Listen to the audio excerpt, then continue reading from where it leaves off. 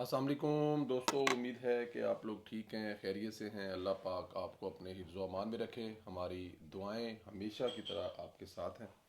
अल्लाह पाक आपको सलामत रखे, खुश रखे, मुसीबतों से दूर रखे, आपके बच्चों पर आपका साया कायम रखे और आप पर आपके वालदैन का साया कायम रखे। हमेशा की तरह हमारी दुआएं आपके साथ हैं। चैनल को सब्सक्राइब करें, बेल आइकन को प्रेस करें और ज़्यादा से ज़्यादा व्हाट्सएप ग्रुपों में शेयर करें।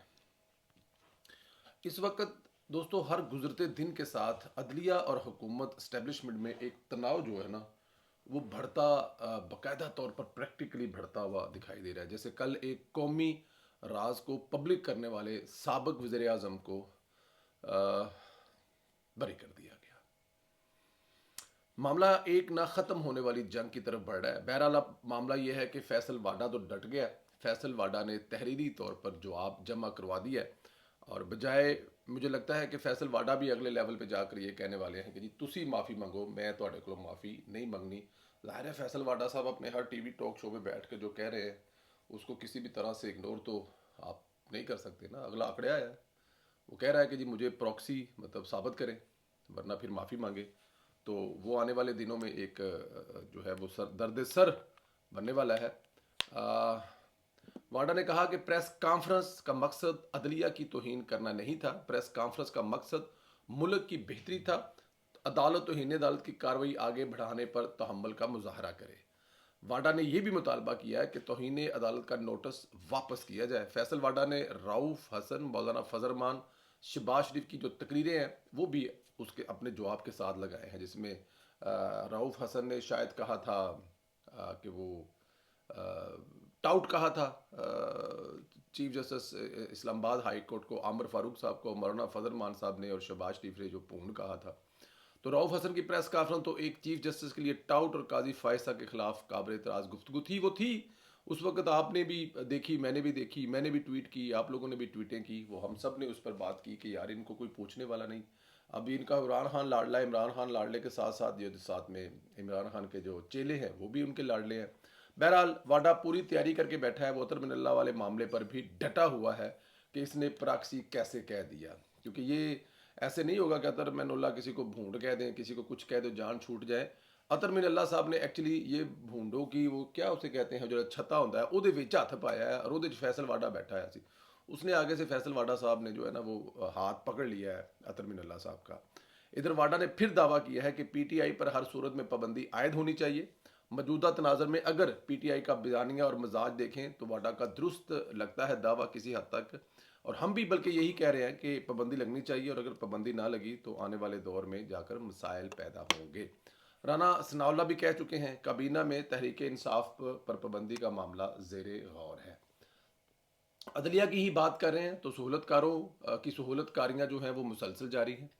इस सिलसिले में आप देख सकते हैं इधर इंतज़ामिया पीटीआई के किसी गैर कानूनी अमल का नोटिस लेती है तो अदालतें इंतज़ामिया के काम में मुदाखल कर देते हैं। मतलब बात ठीक है, अगर थोड़ा बहुत मुल्क जो है बेहतर होने लगता है, कौमी ठीक होने लगती है, हुकूमत जो है वो टेक ओवर करके अपने मामला सीधे करती है, तो जो काले भूंड है वो अक्सर स्टेट को लड़ जाते हैं। तो यहाँ पर भी यही मामला है कि काले भूंड जो हैं वो किसी भी जगह पे हुकूमत को सीधा होने के लिए, कोई भी रास्ता देने के लिए तैयार नहीं है अदलिया। पीटीआई का मरकजी दफ्तर इस्लामाबाद गैर कानूनी है, इसके सीटीए के पास मामला दुरुस्त नहीं है।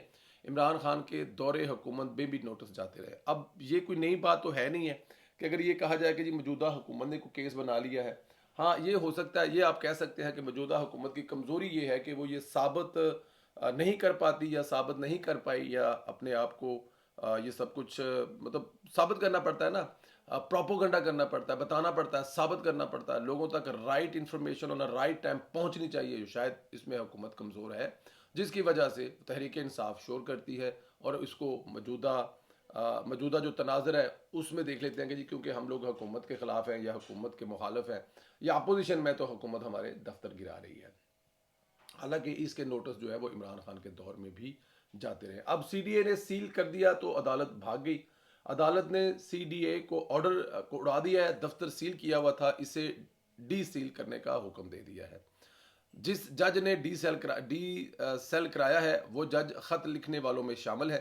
آپ اندازہ کریں کس طرح جا کر نوازا جا رہا ہے. مطلب اندازہ کریں کہ جس جج نے ڈیسل کرایا ہے وہ جج خط لکھنے والوں میں شامل ہے. آپ اندازہ خود کر لیں کہ مطلب یہاں پہ جو خط لکھنے والے ہیں ان کے آپ یہ دیکھیں کہ جب سے ججوں نے خط لکھا ہے اور بتایا جا رہا تھا کہ ان کے کام میں مداخلت ہو رہی ہے, ایجنسیاں مداخلت کر رہی ہیں, اس کے بعد خط لکھنے والے مسلسل اسٹیٹ کے خلاف مزاحمت کر رہے ہیں, حکومت کے خلاف مزاحمت کر رہے ہیں, پاکستان کے خلاف مزاحمت کر رہے ہیں, اور ایکسٹرا اوپن باکس میں جا کر عمران خان صاحب جو ہیں ان کو جس طرح سے وہ ریلیف دے رہی ہیں, میرے خیال اس کی مثال آپ نہیں ملتے. 5 بڑے مقدمات میں ریلیف دیا گیا جن میں سائفر کیس سر فہرست ہے, نجائز بیٹی کا کیس بغیر سنے اڑا دیا, توشہ خانہ کیس میں ضمانت دی, 190 ملین پاؤنڈ کیس میں ریلیف دیا, اور الیکشن کمیشن اثاثہ جات کیس.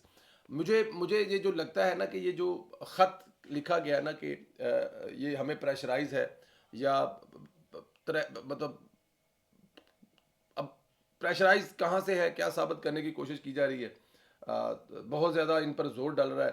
تو اب اگر اس کو ہم لوگ تھوڑا سا غور کر کے سوچیں, اپنے ذہن میں دماغ یہ بات لڑائیں, تو یہ جو پریشر ڈالنا جا رہا تھا, یہ جو ثابت کرنے کی کوشش کر رہے ہیں, دباؤ جسے کہا جا رہا ہے, مجھے لگتا ہے کہ یہ خط لکھا ہی اس لیے گیا تھا کہ دباؤ ڈالا جائے, اور دباؤ ڈالا جا رہا ہے, مسلسل دباؤ ڈالا جا رہا ہے, اور دباؤ حکومت پر ڈالا جا رہا ہے, اسٹیٹ پر جا رہا ہے, ایجنسیوں پر ڈالا جا رہا ہے, اور فوج پر دباؤ ڈالا جا رہا ہے. اور یہ خط لکھنا مقصد یہی تھا کہ خط لکھنے کے بعد جو جج ہیں وہ دباؤ ڈالیں گے, عدلیہ جو ہے وہ دباؤ ڈالے گی, اور عوام کی نظر میں پی ٹی آئی ظاہر ہے اس کو ٹیک اپ کرے گی, وہ ماحول یہ بنائے گی کہ ججوں پر پریشرائز ہے, لیکن اس چیز کا فائدہ اٹھا کر حکومت کو دباؤ میں لائے گی, عدلیہ جو ہے وہ ایجنسیوں کو دباؤ میں لائے گی, فوج کو دباؤ میں لائے گی, اور وہ کسی حد تک کامیاب ہے.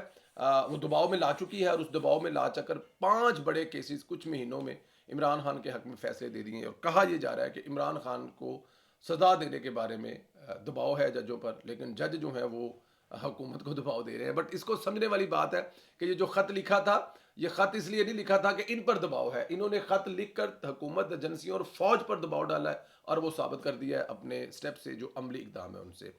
یہی نہیں, مجیب الرحمان ماڈل مہم چلانے پر ایف آئی اے نے رؤف حسن, عمر ایوب اور بیرسٹر گوہر کو نوٹس بھیجا, کل تلق کر رکھا ہے. انکوائری کرنی ہے ٹویٹ کس نے کی اور کس کے کہنے پر کی.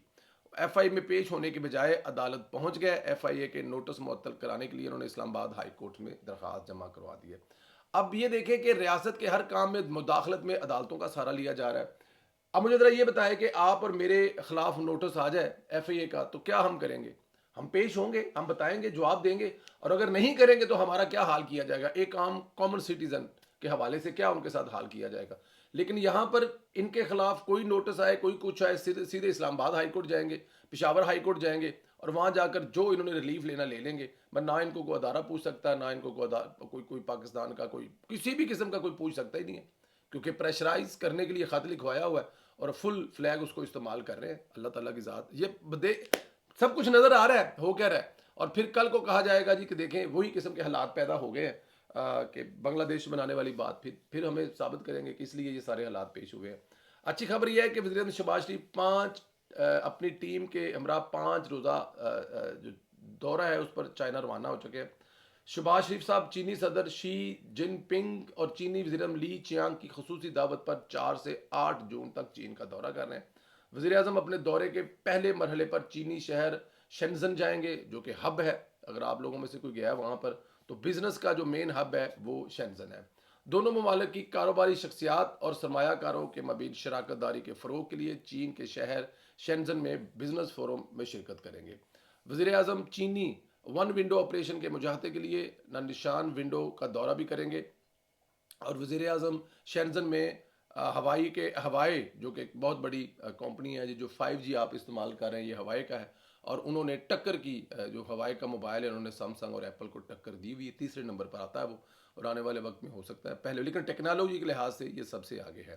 وزیر اعظم کے دورے دوسرے مرحلے میں وزیر اعظم بیجنگ جائیں گے. بیجنگ میں وزیر اعظم کی چینی اعلیٰ قیادت سے ان کی ملاقات بھی ہے. وزیر اعظم چینی صدر شی جن پنگ اور چینی ہم منصب پریمیم لی چیانگ سے ملاقات کریں گے. وزیر اعظم چین اور پاکستان کے مابین مختلف شعبوں میں تعاون کی مفاہمتی یادداشتوں پر دستخط کی تقریب میں بھی شرکت کریں گے. وزیر اعظم بیجنگ میں اعلیٰ سرکاری عہدیداروں, مختلف کمپنیوں کے سربراہ اور چینی سرمایہ کاروں سے ملاقات کریں گے.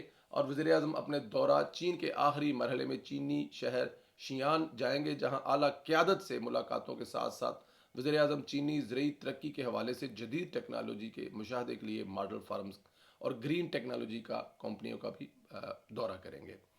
دورے کے دوران پاکستان اور چین کے مابین نہ صرف سی پیک کے دوسرے مرحلے، بہت ساری تجارتی شراکت داری، سرمایہ کاری، دفاعی، قومی و سلامتی، توانائی، خلائی تحقیق، سائنس ٹیکنالوجی، تعلیم، ہنر اور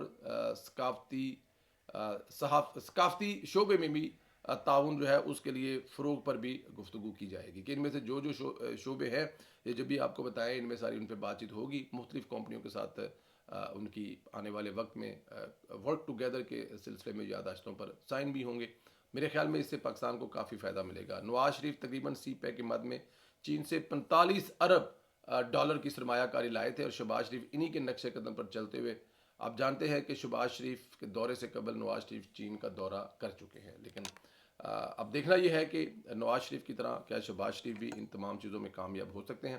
تو اب اگر دیکھا جائے تو پچھلے جو 2 یا 3 100 دن کی کارکردگی ہے اس پر آپ دیکھ سکتے ہیں کہ اس میں تو شہباز شریف صاحب جو ہے وہ کافی حد تک کامیاب ہوئے ہیں، اور اللہ پاک ان کو آگے بھی کامیاب کرے۔ آپ لوگوں سے گزارش ہے، یہ دباؤ والا معاملہ ہے کیا؟ ذرا لکھ کر تو بتائیں، اس سوال کا جواب دیں کہ کیا خط لکھ کر انتظامیہ کو، حکومت کو، ادارے کو، فوج کو، ایجنسیوں کو دباؤ میں لایا گیا ہے، یا عدلیہ دباؤ میں ہے؟ عدلیہ کے جو ایکشن ہے، عدلیہ کے جو کام ہیں، عدلیہ کے جو فیصلوں سے اس سے آپ کو کیا لگتا ہے کہ دباؤ میں لانے کے لیے خط لکھا گیا تھا، یا دباؤ میں تھے تو خط لکھا گیا؟ اس سوال کا جواب ضرور دیں، کیونکہ خط لکھنے کے بعد دباؤ تو کوئی نہیں لیا، الٹا قوم کو 5 بڑے کیسز میں چونا لگا دیا، اور قیدی 804 بقول جو کباچا صاحب جو اداکار ہیں، بہروز سبزواری، ان کے ایک گلاس پیتا ہے، زیادہ وہ پیتا بھی نہیں ہے بیچارہ، اور تم لوگوں نے بدنام کیا ہوا کہ وہ نشہ کرتا ہے، ایک گلاس، اس کے ساتھ ہزاروں دفعہ اس نے پی ہے، ایک گلاس صرف وہ پیتا ہے، اس سے زیادہ وہ پیتا بھی نہیں ہے۔ اپنا خیال رکھیں، چینل کو سبسکرائب کریں، بیل آئیکن کو پریس کریں، زیادہ سے زیادہ گروپس میں اس ویڈیو کو شیئر کریں۔ آپ لوگوں سے جلد ملاقات ہوگی۔ Thank you very much.